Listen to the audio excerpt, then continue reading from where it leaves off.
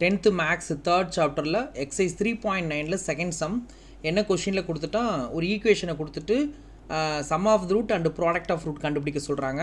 அதான் மூலங்களின் கூடுதல் மூலங்களின் பெருக்கலை. இப்போ நம்ம என்ன செய்யலாம்? First question X square plus 3x minus 28 equal to 0. So முதல்ல நம்ம என்ன செய்யணும்? ஏபிசி கண்டுபிடிக்கணும். எக்ஸ் ஸ்கொயர் பக்கத்தில் இருக்கிறது ஏ. அப்போ ஏ ஈக்குவல் டு என்னது? இந்த இடத்துல ஒன்றுமே இல்லைன்னா ஒன்று இருக்கதா அர்த்தம். அடுத்தது வந்து எக்ஸ் பக்கத்தில் இருக்கிறது பி. எக்ஸ் பக்கத்தில் என்ன இருக்குது? 3 இருக்குது. ஸோ அதான் பி. அடுத்தது தனியாக இருக்கிறதுக்கு பேர் கான்ஸ்டன்ட்டு. அதுக்கு பேர் என்னது? சி. அப்போ மைனஸ் 28. இப்போ சம் ஆஃப் த ரூட் அதாவது மூலங்களின் கூடுதல் கண்டுபிடிக்க formula alpha plus beta. Formula என்ன? மைனஸ் பி பை ஏ. இப்போ அடுத்தது ப்ராடக்ட் ஆஃப் ரூட் கண்டுபிடிக்க அதாவது மூலங்களின் பெருக்கலுக்கு கண்டுபிடிக்க ஃபார்முலா என்ன? ஆல்ஃபா பீட்டா சி பை ஏ.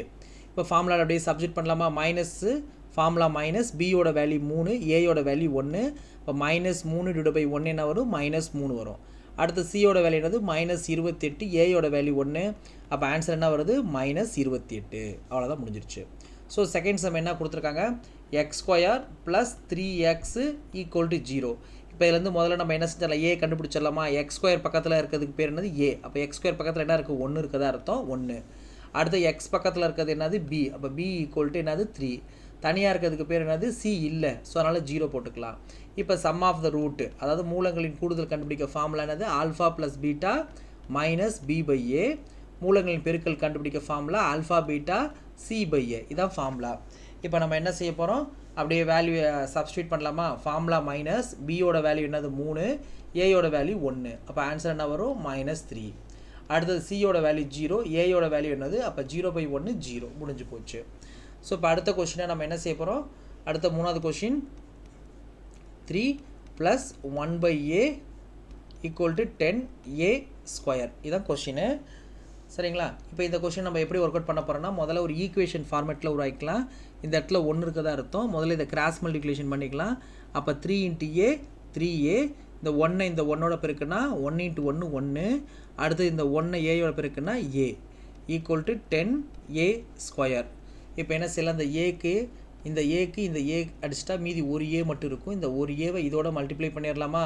அப்போ பண்ணால் என்ன வரும்? 3a square plus A equal to அதை 1 இன்ட்டு ஏன்னா ஏ தானே 10. இப்போ இந்த 10 இங்கிட்டு கொண்டு வந்துட்டோம்னா 3a square plus A minus 10 equal to 0. இப்போ நம்மளுக்கு கிடச்சிருச்சா ஒரு ஈக்குவேஷன் ஃபார்மேட்டில்? அப்போ நம்மளுக்கு ஃபார்முலா என்ன? Sum of the root formula என்ன? Minus B by a. ஓகேங்களா?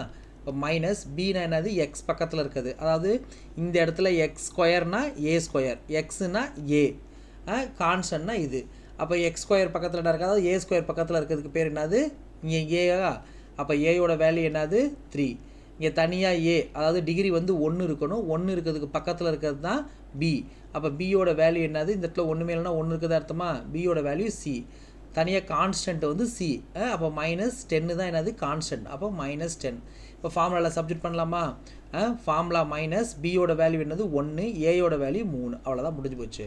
இப்போ ப்ராடக்ட் ஆஃப் ரூட் கண்டுபிடிக்க ஃபார்முலா என்ன? C by A. சியோட வேல்யூ என்னது? மைனஸ் 10, ஏயோட வேல்யூ என்னது? 3. ஸோ முடிஞ்சு போச்சு. Next fourth some. ஸோ இப்போ இதுலேருந்து ஏபிசி முதல்ல கண்டுபிடிச்சிடலாமா? ஏயோட வேல்யூ என்னது? அதாவது இங்கே ஒய் ஸ்கொயர் பக்கத்தில் இருக்குது ஏங்களா? அதாவது டிகிரி வந்து 2 இருக்கணும். சரி, ஓகே.